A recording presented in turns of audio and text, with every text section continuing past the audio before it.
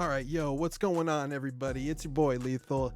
And so today we're going to be talking about some things I've been hearing about from different players and seen a couple content creators touch on the subject. But I just wanted to kind of dive into the topic a little bit more of the idea of having maybe too many characters coming out to keep up with, building out whole entire teams from the ground up. And also what about old teams, especially with the power creep or, leap as some call it. These teams are getting left further and further behind. And what does this mean for newer players, especially free-to-play players? Starting the game for a new player has got to look like, Mount Everest. So it's definitely an interesting subject, and I just wanted to give my take on it. So without wasting any more time, let's go.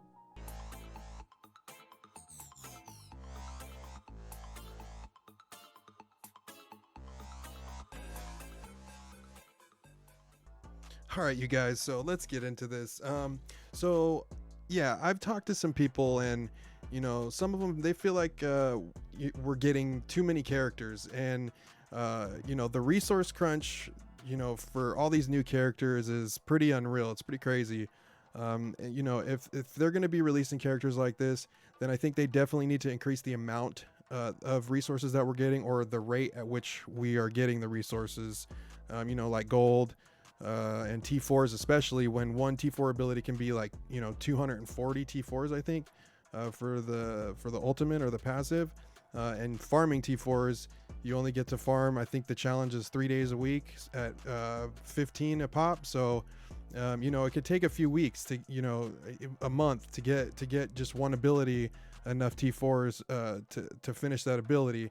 And not all players in the game can or are willing to spend money in the game, especially at the price Scopely sells some of these offers.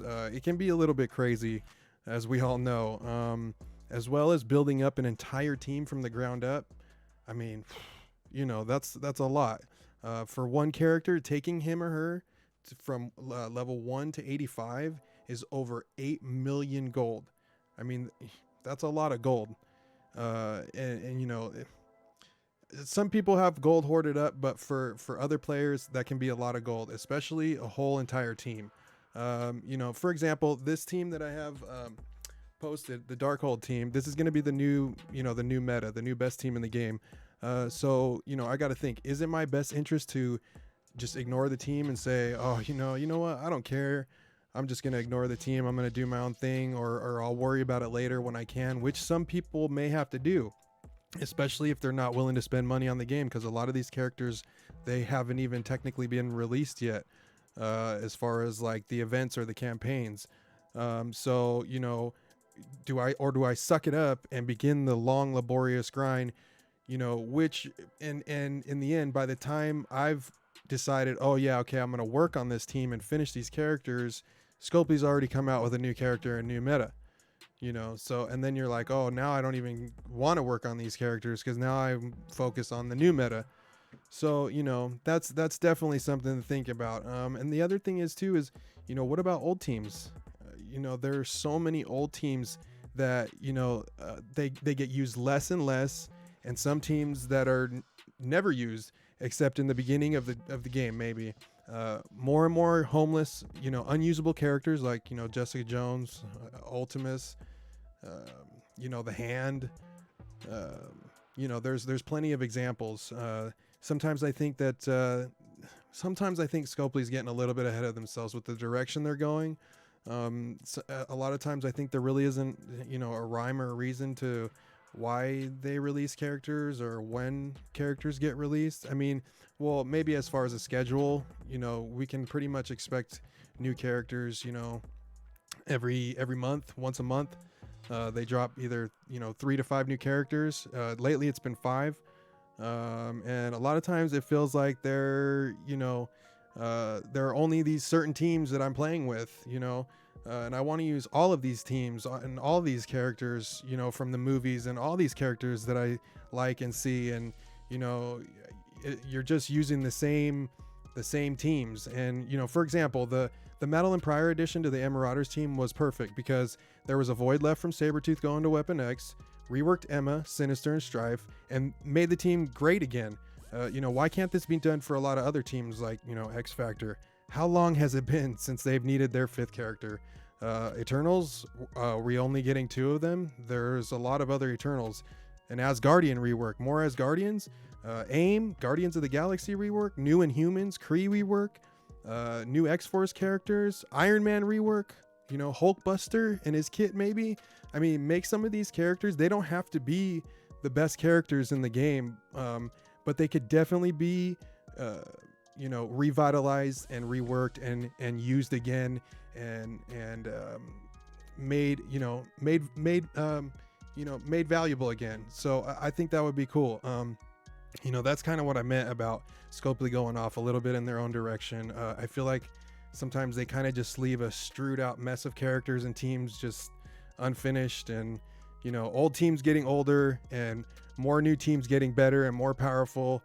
And to compensate for this, you know, I see a lot of players mix or matching teams with, you know, like Ghost and Shuri and Minerva as plugins for teams like, for example, Guardians of the Galaxy.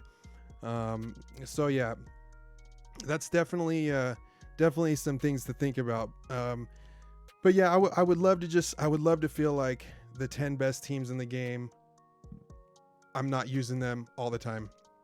Just those 10 teams. Those are the only teams I'm using, or, you know, or however many teams, it's 11, 12 teams, whatever it is. You know, I want to be able to use my entire roster. I want to be able to pull out all these characters to play with. Is that going to give us more to do?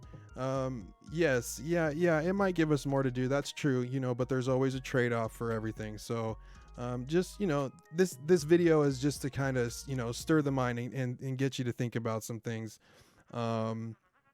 But yeah, the characters that are worse continue to become worse and more useless, and the more newer characters, they just keep coming out, and the power creep keeps getting more and more and more, and the divide keeps getting bigger and bigger and bigger.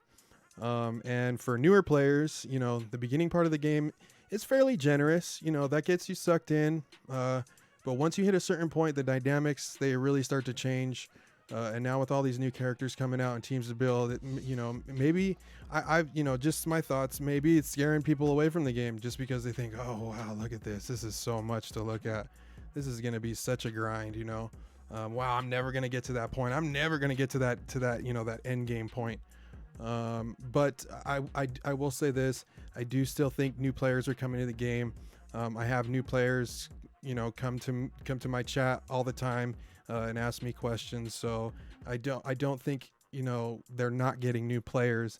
I just think, it definitely might be scaring some people away that aren't really into, you know, grinding really hard like that. You definitely have to be into, grinding games, you know, and it also depends on things like how much time do you have, you know, and where are you willing to draw the line. So, so just some closing thoughts to take with you that I wanted to mention. You know, so think about this, and I was thinking about this, you know, if you have anything you want to comment on it, you can comment below. But yeah, so if each of the horsemen get their own team, and then Apocalypse assumes all 4 horsemen when he comes out, those 4 other teams lose their lead character, right? Now, granted, Apocalypse could be a plug and play character like Doom. You could use him in, you know, other mutant teams, other places, depending on what tags he has when he comes out, and you could put them back. But the horsemen are meant to be used with Apocalypse, right? So you know, what does that mean? So now we're gonna have 4 teams without their lead character.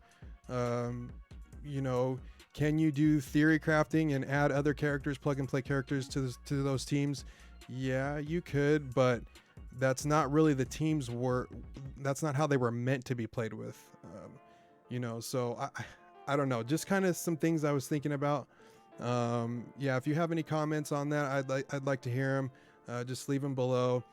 But yeah, on the same token, you know, we have to remember that, you know, this isn't just a game, it's a business. They have employees, they get paychecks, you know, so a lot of times what may make sense for the player base, it doesn't necessarily make sense for their business.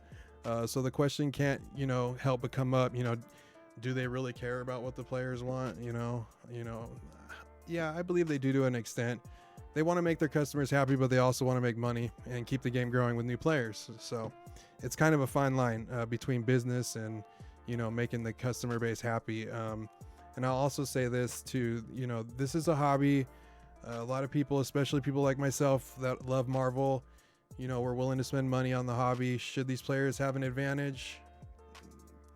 Yeah, I mean, we spend money, we're willing to spend money. It's just like a hobby. If you play a sport, you're going to want the best gear, right? You're going to spend money on that to, whatever it is. You make music, you want the best equipment. So sometimes the problem is I just think that the divide can get a little bit, large between free to play and pay players. Not to mention free to play players, they have a much more grindy, they're going to be playing a lot more and grinding a lot harder, and they're going to have access to things that are going to be probably a lot later, and they might not even have their use at that point. But it kind of just depends on how they get released. So those are my thoughts and feelings towards the subject. I appreciate you guys for tuning in and listening to me ramble on.